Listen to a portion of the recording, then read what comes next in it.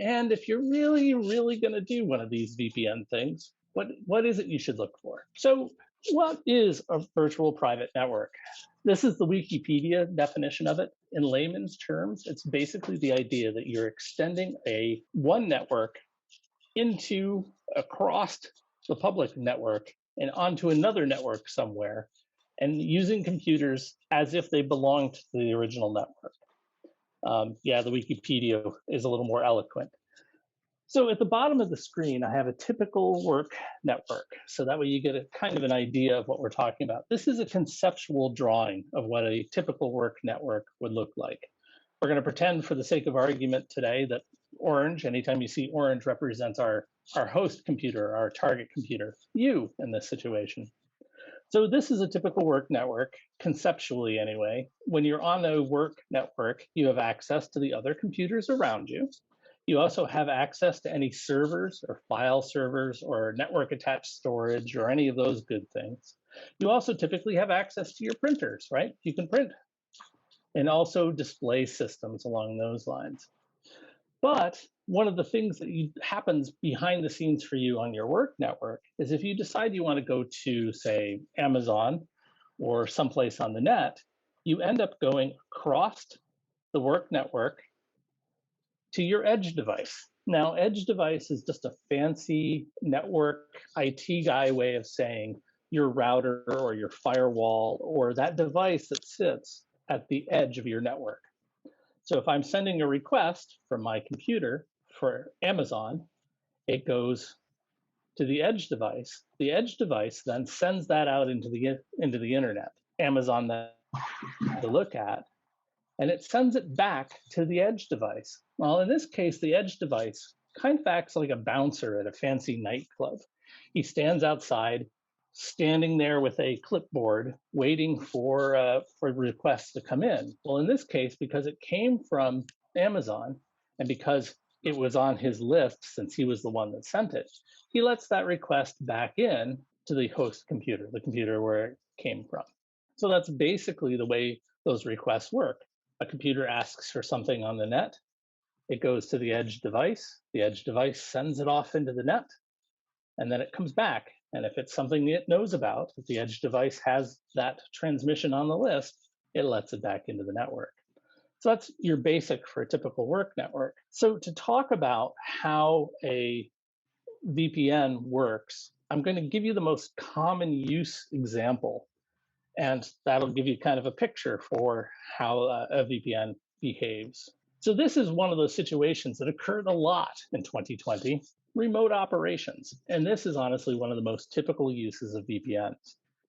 So here again, we have our typical work network, just like we saw on the last slide. But over here we are at home working more. So you have access to your own stuff on your own network, like your own printers, and you have your own edge device. So you have a home router or a firewall or a cable modem from your provider that does all of these things, and it sits at the edge of your network. Now, for the sake of labeling, I've labeled each of our edge devices with letters rather than actually putting fake numbers in there, so that way it looks like an IP address. I put letters. So in this case, this is going to be address A, and over here is going to be address B. So say, for instance, I'm at home and I decide that I need files from work. Makes sense, right? I'm working. I need some files. So my computer sends that request to my edge device. My edge device then goes, oh yeah, I know where that is. You're sending it to address A. So it sends it over the internet to address it to the edge device. Well, my network edge device goes, I don't know who you are. Go away. And so it blocks entry. So I have no access now to the files on my file server. Well, that's no good. How am I supposed to get work done? Well, that's where a VPN comes in. The VPN creates what we affectionately refer to as a tunnel. It's not really a tunnel, but you think of it virtually as a tunnel. You're creating a hole that goes from your network through a tunnel to the other network. And the idea is that traffic then passes that way. So conceptually, what happens is if I need those files on that server and I have my VPN running, What happens then is that request goes over into the typical work network here, goes to the file server, and then comes back across the tunnel to my home computer. Basically, that orange laptop there thinks it's on the same network as work. So that means anything that's on the work network can be accessed exactly the same way. So I want to print a document, no problem. I click print, it goes across the tunnel to the printer and prints out the item.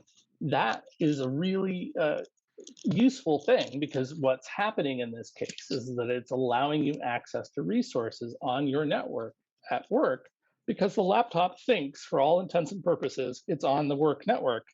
And the work network thinks that that laptop is on its own network as well.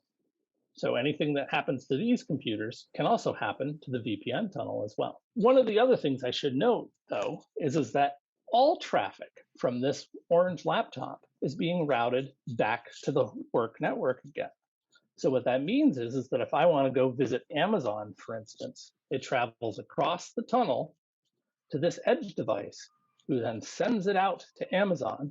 Amazon then returns that information to address A, because that's where the request is coming from.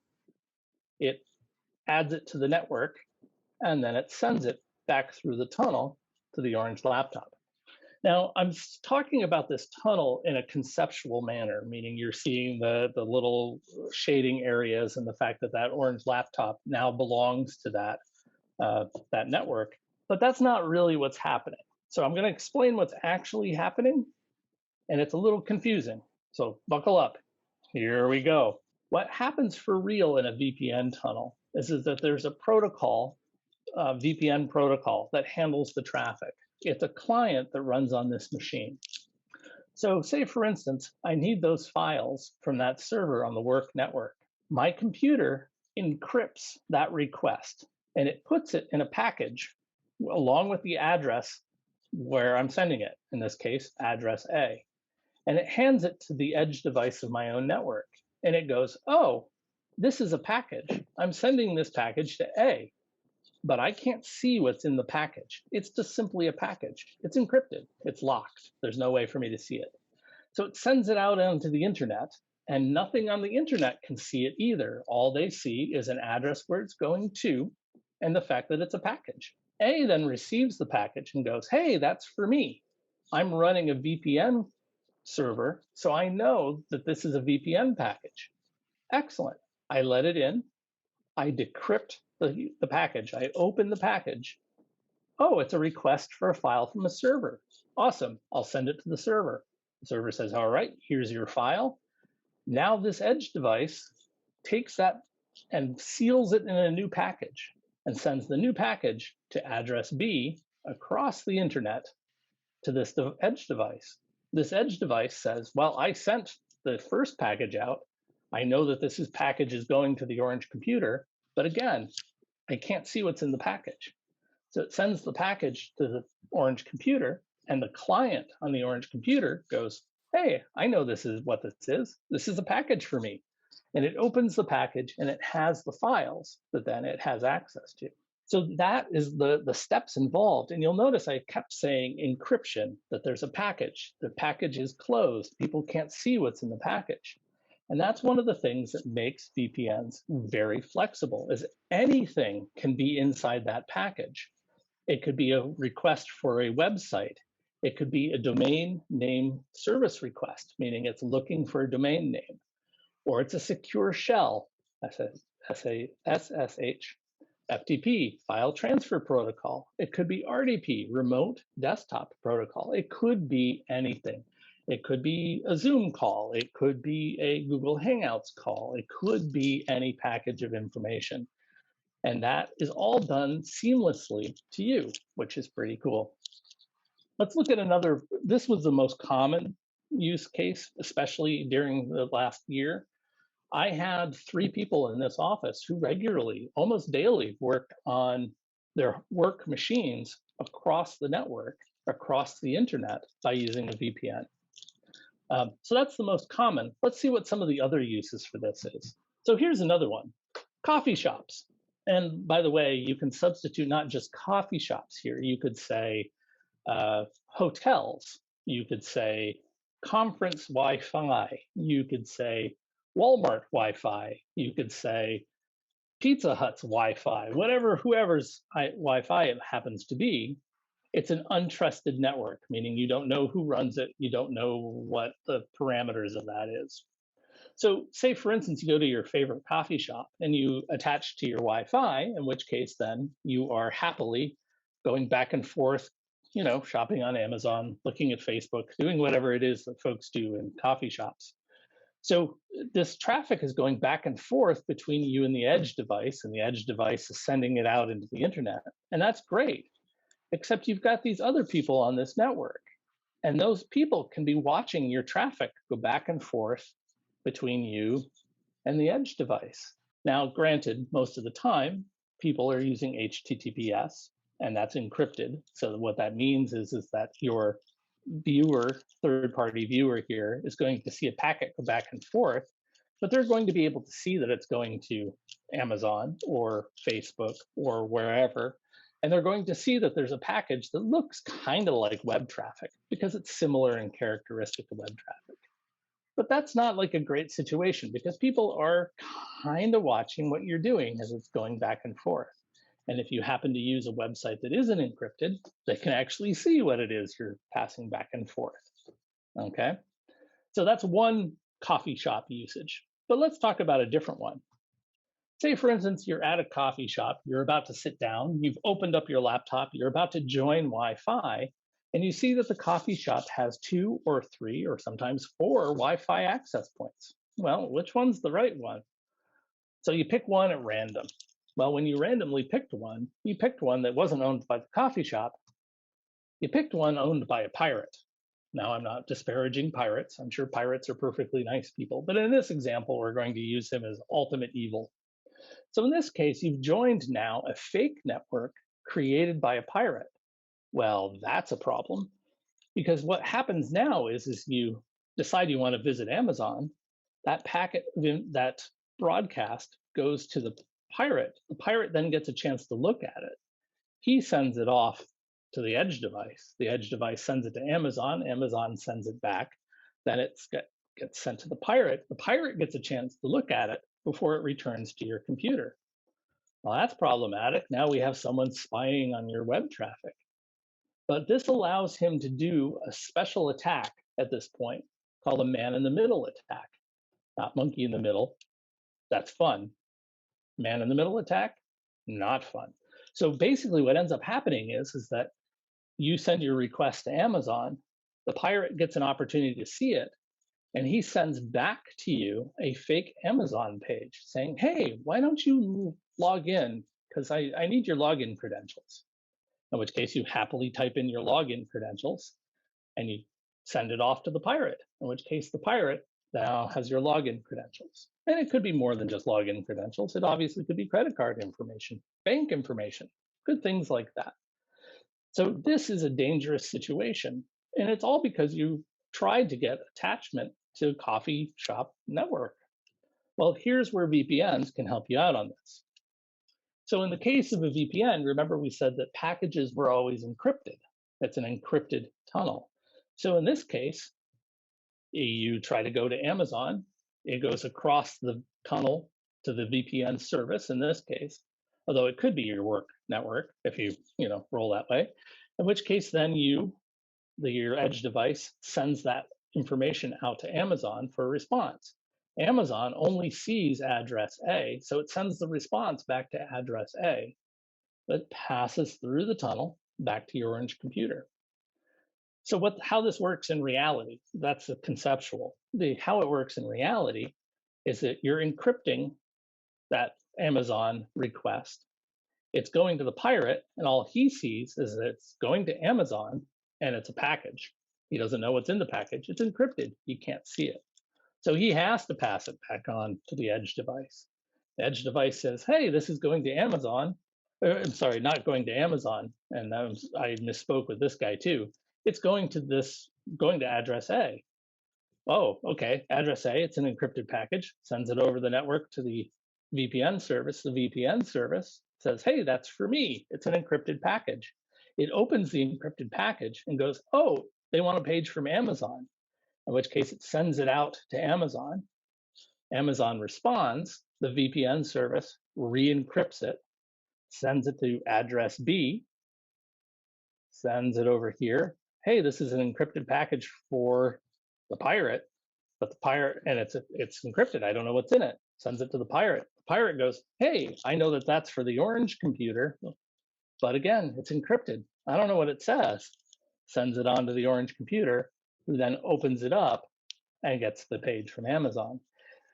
It's a slick system because these folks, and in fact, all of the internet in between, has absolutely no idea what's going on. It's just simply a package that's being passed around, and that's all you can tell. Sounds pretty good, right? So here's another use case. Prying eyes. Those of you that know me well know that I have a tendency to be a bit picky about cell phones and cell phone carriers especially. But if you want, if it makes you feel better and you don't want to believe the cell phone example, instead cross out cell phone in your head and put internet service provider. I'm not a big fan of Verizon and those folks, AT&T, but I'm also not a big fan of Spectrum, which is Spectrum in our part of the world. So this equally applies to the Spectrum example. So, for instance, I have my cell phone here, and I am connected to my cell phone carrier. And the same rules of the road apply here.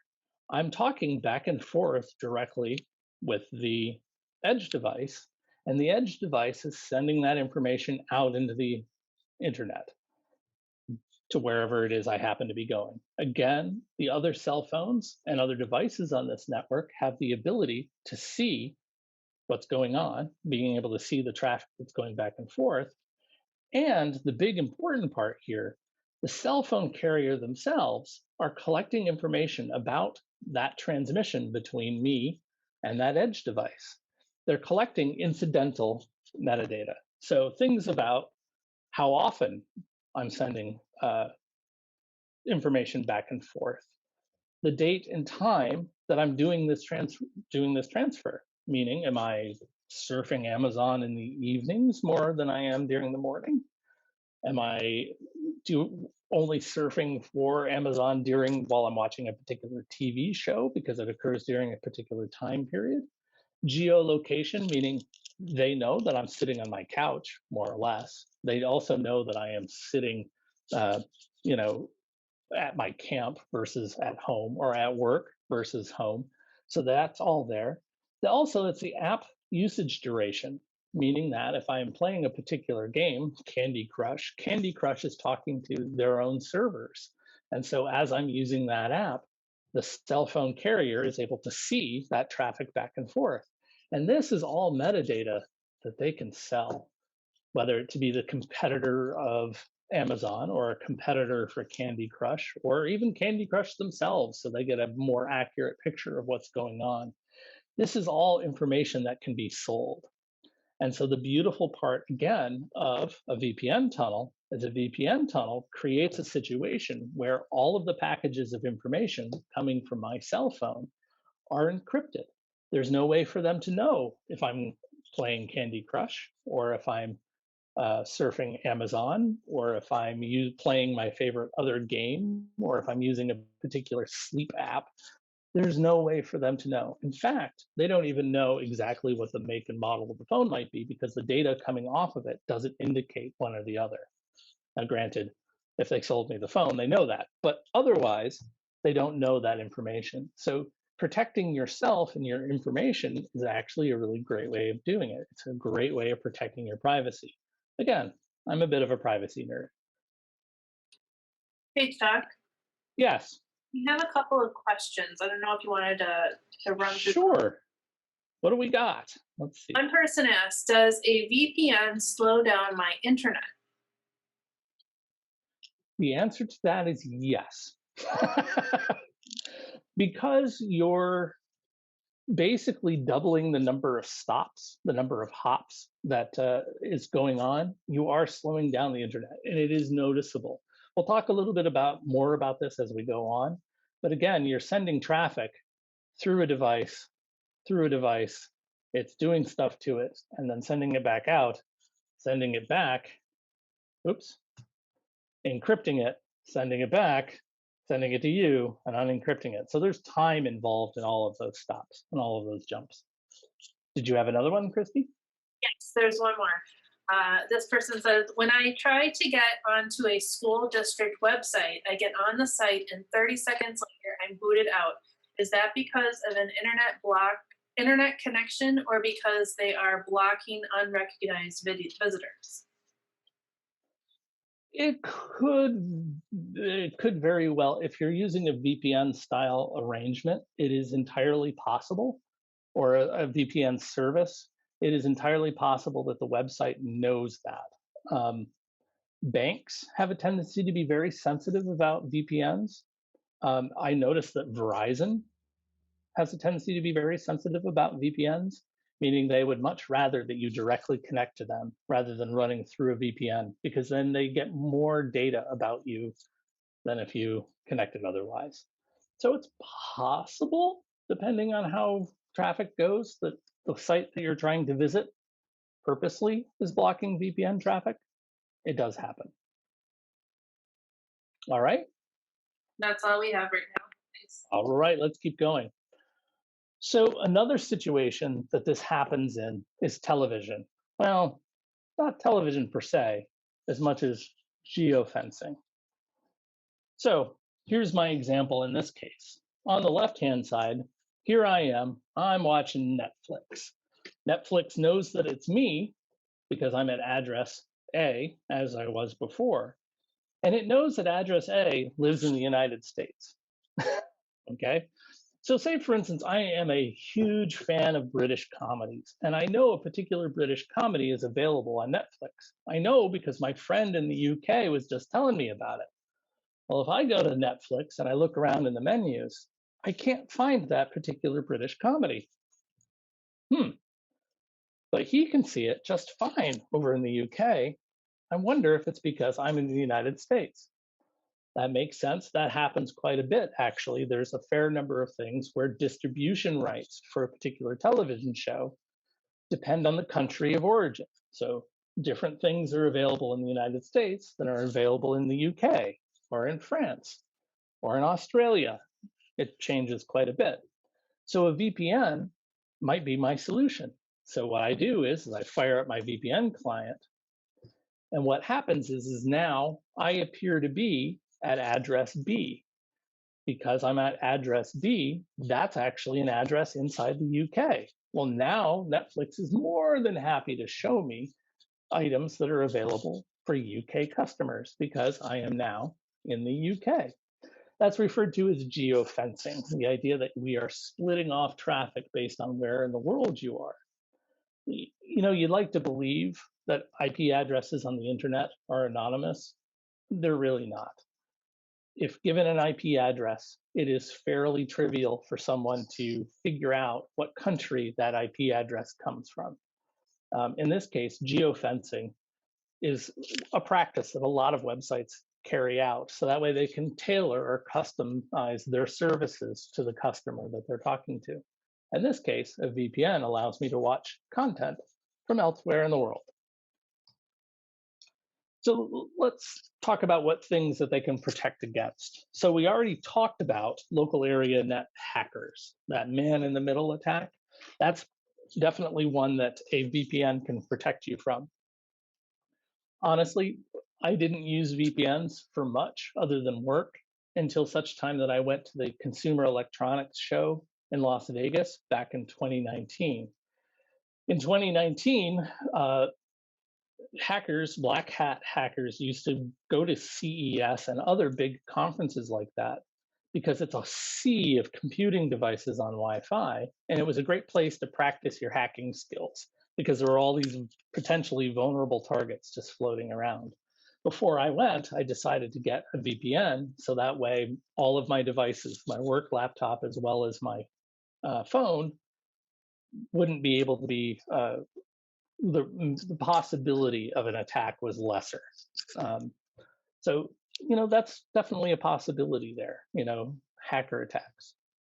Spying. Anything that you do on a VPN is encrypted, meaning that where that packet is going to, the IP address, is visible. But what's in that packet is not. It could be video files. It could be streaming audio. It could be text. It could be images. There's no way of knowing. There's no way for the devices on the internet between you and its destination to know what's in that tunnel, what's in that packet. So it's harder to spy. They can see where the packet is going, but they can't see what's in the package at all. And that's pretty good.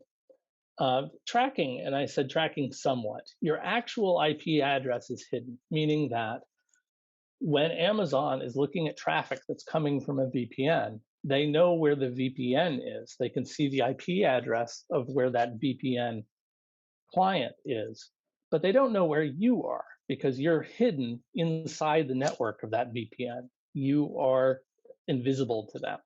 So that's really useful from the standpoint of you can access resources that they can't see your physical location. They can't track your physical location because they don't know where you are. You're behind the firewall of that VPN. However, here's where the somewhat comes up. If you log into a service like Google or Amazon or Facebook or wherever, it's going to now associate you with that particular traffic that's coming from, because one of the ways that people track users is what IP address they typically come from. So now that VPN becomes one of the places that Google knows you have a tendency to visit from, or Amazon or Facebook, okay? In which case, they know who you are at that point. So tracking, it locks somewhat. Geofenced search bubbles is another example. Some websites, like we were talking about with Netflix, show you different content based on where you are. If you ever want a really trippy experience, use a VPN and then point your outbound VPN service to somewhere different, South Korea, or pick a node in Russia, or pick a node in France, and then go to Google and start searching for things. You'll get a very different set of responses because you're in a different part of the world. They tailor their search results to specific geographic locations. It's exciting. It's kind of weird. Okay, you're convinced. You want one of these things. All right. So the case of a work situation, whoever your IT guy is going to give you access to your work network if it's possible. So there isn't much to say about that. But if you want to use a commercial VPN service, I have some recommendations of things that you should look for. Right now, there are about 1.5 million different companies selling VPN services. And one of the reasons why I was interested in talking about this in a session is that you're going to start seeing ads on YouTube or even network television. I was on network TV the other day and saw a VPN company advertisement. It's crazy. It's like the new boom market. Everyone thinks they can run a VPN. So there's 1 million VPN services, and there's some things you need to be concerned about when you start shopping around for a VPN service. The first one, as we were talking about, speed. All those extra hops back and forth through the internet, and the encryption and decryption times take time. So the faster a service that you can get, the better off you're going to be. Next one up is encryption. It must be an encrypted VPN. And I've listed here 3 protocols, essentially, for VPN use encryption. IPsec, security, WireGuard, OpenVPN. These are all examples of those. Make sure that there's some form of encryption. It is possible, technically, to run a VPN without encryption, but then it loses an awful lot of the security, all of the security, but a lot of the kind of incidental nice things that come up with a VPN. Ease of use. Honestly, some VPNs are just plain hard to use. Most VPNs that you can get commercially have a standalone client app that you can install, and it just lives in your toolbar, and it handles the traffic back and forth. Some of them, especially for Linux, use the VPN system that's built into the operating system. They just plug into it. The key thing here is it easy to turn off and on again if you need to? And the reason for that is because, again, you might find websites that just plain aren't VPN friendly because they want to know more about your traffic. I keep using the example of Amazon in all of my little sketches here, but Amazon actually is one of the companies that hates VPNs, and they go to great lengths to make sure that their services don't work on VPN. So you need to be able to shut it off. Oh, by the way, Pizza Hut, God, they hate VPNs. Their website is horrible. So it's one of those things where you got to be able to shut it off. Occasionally, you're going to need to go to Pizza Hut if you have to. So those are some things to keep in mind. Privacy is a big one here too. Look for services that are log free, meaning they are not keeping logs of what they're doing. Normally in a VPN service, every packet that comes in that needs to be decrypted gets recorded in a log.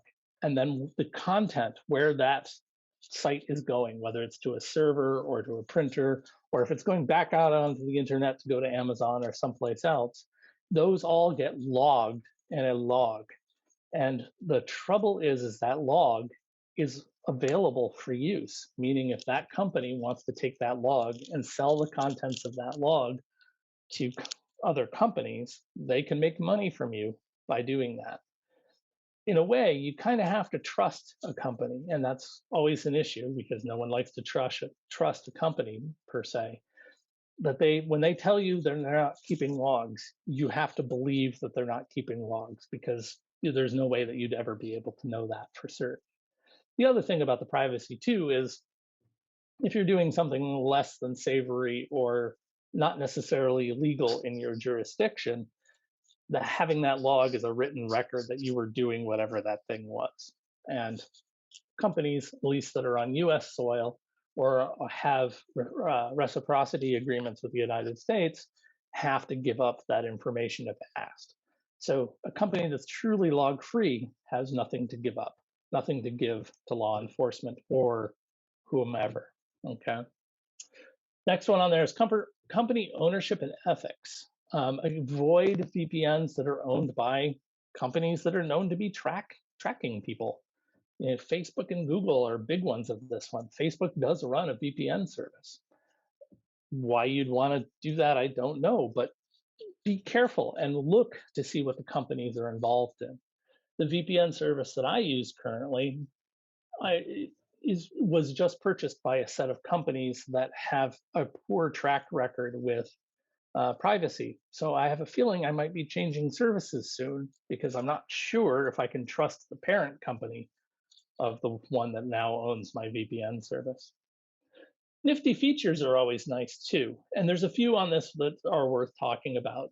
DNS leak detection. The most common way to defeat a VPN is VPNs that are poorly configured leak DNS. So DNS is the domain name service or system. Basically, the idea is that every time your computer asks for a web address, every time it says, I want to send this information to Facebook, it doesn't know the IP address of where Facebook is. So the domain name system, DNS, keeps like a phone book. And that phone book has Facebook, and then next to it, the IP address that Facebook can be reached. Well, a good VPN sends your package request to the VPN server, and the VPN server does the DNS lookup. In a poorly configured DNS, a poorly configured VPN, that DNS request, rather than going over the tunnel to the VPN, instead goes to whatever the local DNS server is instead. And that helps to defeat the purpose because now whoever is watching says, oh, this is a VPN package. It's going to this VPN service, and 0.0001 seconds ahead of it, they asked about Facebook. So that's probably going to Facebook. And so that helps to narrow the traffic down and help the spying process. So DNS leak detection is just a way for the client to go, oh, I'm leaking information to the internet that I didn't intend. A wide dispersal of server locations is good, meaning having a planetary reach, meaning having VPN outputs all across the world is really cool because then you can access resources specific to those countries. But I say there's not just a lot of servers, because if you have a VPN service that has a ton of servers all over the internet, all over the world, then what that means is they're renting computer space from everybody all over the place. And renting a server, say in mainland China, probably isn't a great idea because that may be monitored. So it's one of those things where having a lot of servers is not necessarily great, but having a fairly good dispersal on them is. Another point of that too is that having an on-ramp point for you that's somewhere nearby where you live is also good too. For instance, my VPN service has one in New York City, has one in Ottawa, and has one in Rochester. And so I feel pretty good about connecting to any of those because they're relatively geographically close by. And then my traffic passes through that service to the outside from those same points. So it looks like I'm in Rochester when I may not be. Kind of neat. The next one on there is split tunneling. And split tunneling actually answers this question of the Amazon or the Pizza Hut example. If your VPN client is smart enough to go, oh, you're sending a request to Amazon. Amazon doesn't like VPNs. I'm going to send that via normal tunnel, meaning normal way through. That's an easy way to do it. Split tunneling is a great feature to have, especially on a telephone.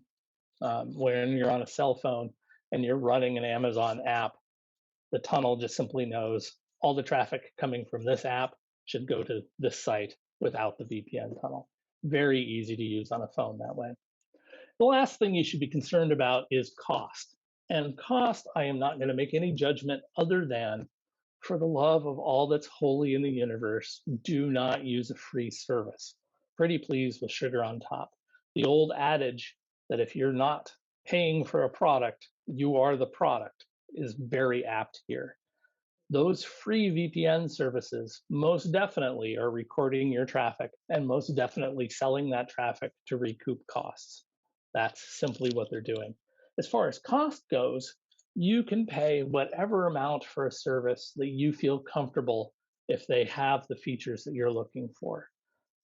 Just as an example, the service that I'm using, I'm paying around $10 a month for.